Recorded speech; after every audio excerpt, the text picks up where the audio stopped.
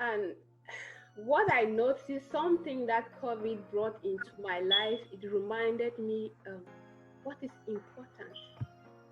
Did God create me to rush after immigration, having good situation, position, have the nice house, a nice car, a nice husband, and nice kids? Is that why He created me? It seems like no.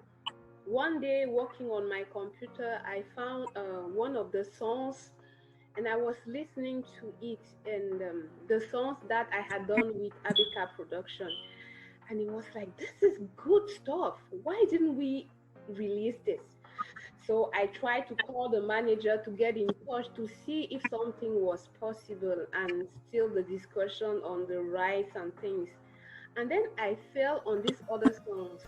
It's so hard to show, which was not Abeka. I did long before them. So I was like, even this one is very good. And just as I am thinking and talking about it, my mother said, Judith, I'm not sure you will ever write a song as good as that one. You have no idea how this song helped me when your daddy was sick, about to die in 2016. I did not know. I had done these things, I had recorded, I had given it to my family to listen, but I didn't know, like, every member of my family, my sister in the US, the other ones in Galim, I didn't know they each had their copies. So she was like, you have no idea. When daddy was sick and he couldn't take care of himself, I was listening to it, and it helped me really. I'm not sure even if you do music again, you write a song as good as that one. It has really, really, really helped me. So much that at some point we had a visitor and they came and we put the music and they were like, oh, it's nice. And we were proud to say, it's our daughter. And they said, where can we buy it? So I'm like, this is something I've neglected that could have helped. This is not just my parents again. These are friends, like people, they are respectable people. And they are interested in buying. Why didn't I really do this? And I didn't have the answer. And the worst thing was like, if God came back, as people said during the COVID, like, He's coming, He's there. And He asked me, Judith, I gave you the talent to sing and even to write songs. I had a book with more than 50 songs. What have you done with those songs? Then I was ashamed. What have I really done with the thing that God has given me? I had kept it for me. Oh, so no, God, I'm too proud. I cannot put this thing out. It is not good enough. Good enough on the standard of who? So that is when it was like, oh God, I'm sorry. I'm sorry. Because when you read the story in the Bible, the one who had 5, he worked, he earned 5 again. The one who had 3, he worked. And then the last one, he had written the one thing, and God takes that one and gives to the other one. So like, it is not perfect enough. It looks like it is me, like I don't want to put myself out there. But is it about me? If God gave me the voice, and the more I thought about it, the more I felt ashamed of me, because really, university years, we will go and make campaign. And I sang in a lot of concerts or in people's house. And many times people will cry and they say, Judy, just as you were singing this word, this thing, or this, a lot happened. What have you done with all of that? So I say, oh God, forgive me. Forgive me. It's like I've used my life to follow, I'm ashamed to say it, but to follow the things of life. Don't be ashamed. From the outside, people will say, oh, she's a successful woman. Yeah, she has done this, she has done that, she has an MBA, she teaches, she has a book, but in front of God, what have you done with what I gave you? Oh, so then I say, oh God, forgive me. I'm not running after perfect. If you just show me how, then I say yes. Oh, my dear, in less than a week, the songs. Je sais que tu es là. And the other ones, all these like the new songs with the different sound, they came after. These are things, it's not even 4 months that I wrote this one, the new ones. So why now? Because now is the time. Now is the time. Why I'm still alive, while you are still alive, while you are still breathing, what are you doing with what God has given you? I love your answer.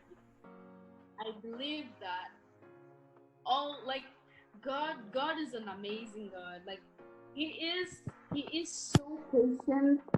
He takes his time. He listens to you complain. He sees you going, turning around in the desert. He has shown you the promised land. He knows that you know that there is the promised land, but you still keep wanting to eat manna from the desert. And it doesn't disturb him. What disturbs him is the fact that you can't understand. And he does all he can to make you understand. And that's what I love about God. See, you used to think that the songs weren't good enough. You could have deleted them, you could have, dumped them. Like, there are so many things I wrote that I threw away. Personally, I write stuff, and a lot of things I wrote and I just, flushed them. Sometimes I was sitting down and I wrote on like a toilet paper and something. Please, and I just flushing them. And that's the thing.